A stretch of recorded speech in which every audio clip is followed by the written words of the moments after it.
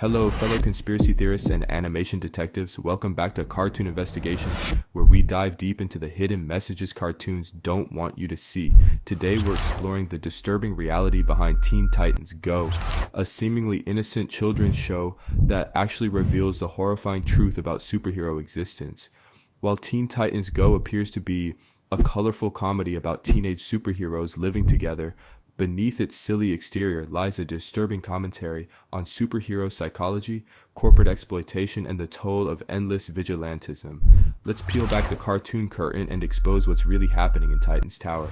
Chapter 1. The Prison of Eternal Youth. Have you ever noticed how the Teen Titans never grow up?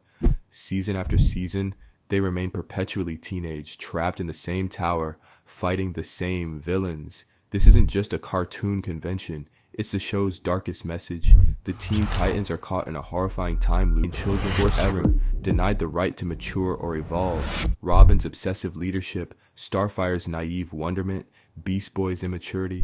These aren't personality traits, they're prison bars. The tower isn't their home, it's their cage. Consider the episode Food Spitting Out 40%, 40%, 20%, where Beast Boy and Cyborg talk about how their lives are divided into fighting crime, hanging out, and something else.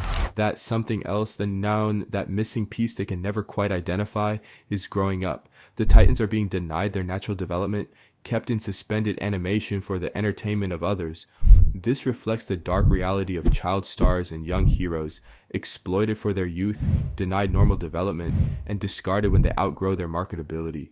The Titans' eternal adolescence isn't funny, it's a nightmare scenario of exploitation disguised as entertainment. Chapter 2. The mental breakdown of Robin character in Teen Titans Go is portrayed as increasingly obsessive and tyrannical. This isn't random comedy, it's a devastating portrayal of superhero psychological deterioration.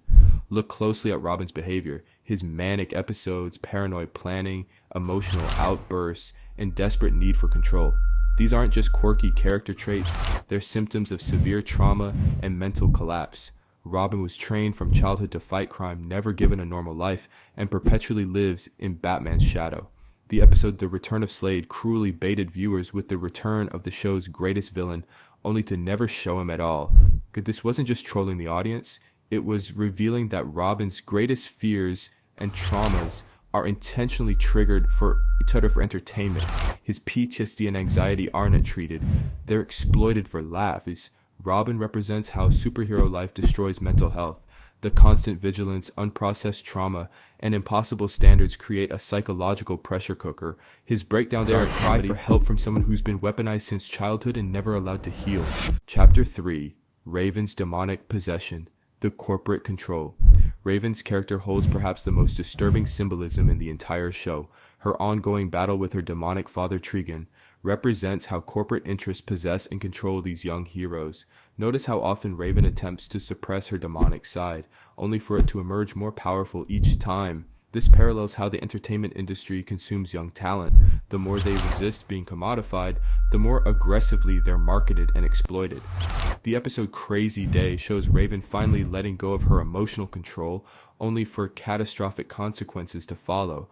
This reveals the impossible position of young stars: express yourself authentically and cause destruction, or suppress your true self and suffer silently. Trigon's occasional appearances as a seemingly caring but ultimately malevolent father figure perfectly symbolizes how media corporations present themselves as families while actually exploiting them for profit. Raven can never truly escape her father's influence, just as child stars can never fully escape the corporate machine that created them. Chapter 4. The Cyborg Paradox. Loss of humanity. Cyborg's character represents perhaps the most tragic aspect of superhero existence, the gradual loss of humanity in service of power and function.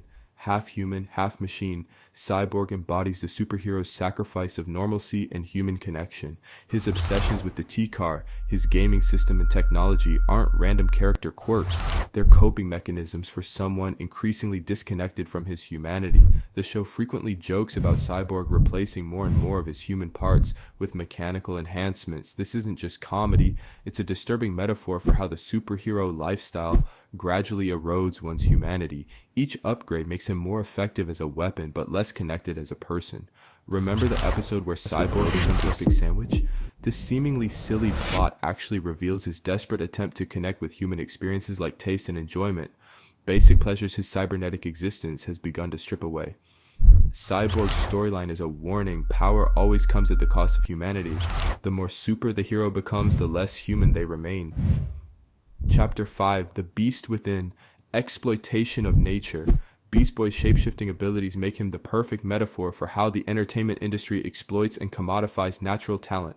His powers, literally becoming whatever animal is most useful in the moment, represent how young performers are shaped, molded, and transformed to meet market demands, regardless of personal cost. Notice how often Beast Boy is ridiculed for his transformations or forced to become increasingly bizarre creatures for others' amusement.